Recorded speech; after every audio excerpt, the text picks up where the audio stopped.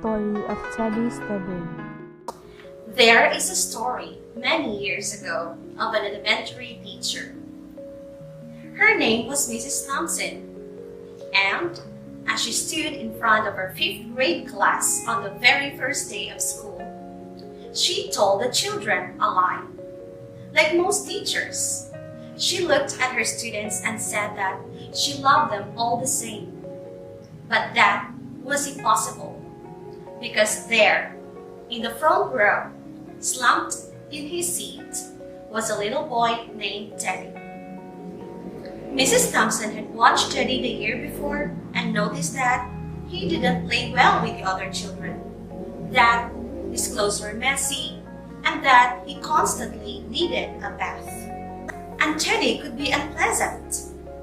It got to the point where Mrs. Thompson would actually take delight in marking his papers with a broad red pen, making bold X's, and then putting a big F at the top of his papers. At the school where Mrs. Thompson taught, she was required to review each child's past records, and she put Teddy's off until last.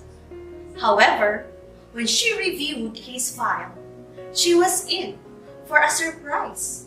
Teddy's first grade teacher wrote, "Teddy is a bright child with a ready laugh. He does his work neatly and has good manners. He is a joy to be around."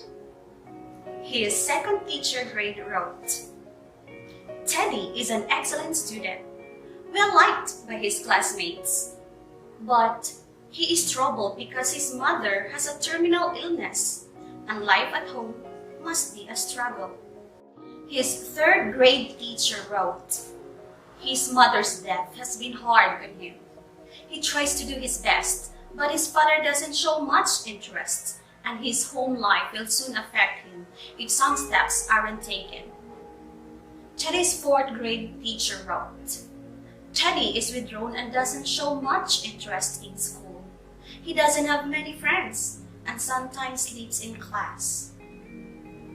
By now, Mrs. Thompson realized the problem, and she was ashamed of herself. She felt even worse when her students brought her Christmas presents, wrapped in beautiful ribbons and bright paper, except for Teddy's. His present was clumsily wrapped in the heavy brown paper that he got from the grocery bag. Mrs. Thompson took pains to open it in the middle of the other presents. Some of the children started to laugh when she found a rhinestone bracelet with some of the stones missing and a bottle that was 1/4 full of perfume. She stifled the children's laughter when she exclaimed how pretty the bracelet was, putting it on and dabbing some of the perfume on her wrists. Teddy stayed after school that day just long enough to say, "Mrs. Thompson, today you smell just like my mom used to." After the children left, she cried for at least an hour. On that very day, she quit teaching reading, writing, and arithmetic. She began to teach children. Mrs. Thompson paid particular attention to Teddy. As she worked with him, his mind seemed to come alive. The more she encouraged him, the faster he responded. By the end of the year, Teddy had become one of the smartest children in the class.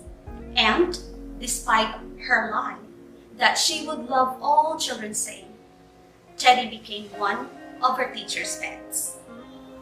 A year later, she found a note under her door from Teddy, telling her that she was still the best teacher he ever had in his whole life. 6 years went by before she got another note from Teddy. He then wrote that he has finished high school, second in his class, and she was still the best teacher he ever had in his whole life. 4 years after that, she got another letter saying that while things had been tough at times, he'd stayed in school, had stuck with it, and would soon graduate from college with the highest of honors. He assured Mrs. Thompson that she was still the best and favorite teacher he ever had in his whole life. Then 4 more years passed, and yet another letter came. This time he explained that after he graduated his bachelor's degree, he decided to go a little further. The letter explained that she was still the best and favorite teacher he ever had. But now, his name has a little longer. The letter was signed Theodore F. Stollard, MD. The story doesn't end there. You see, there was yet another letter that spring. Teddy said he'd met this girl and was going to be married.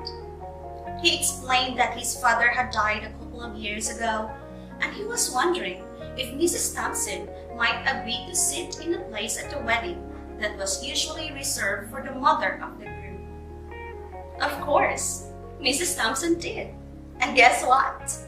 She wore that bracelet, the one with several rhinestones missing.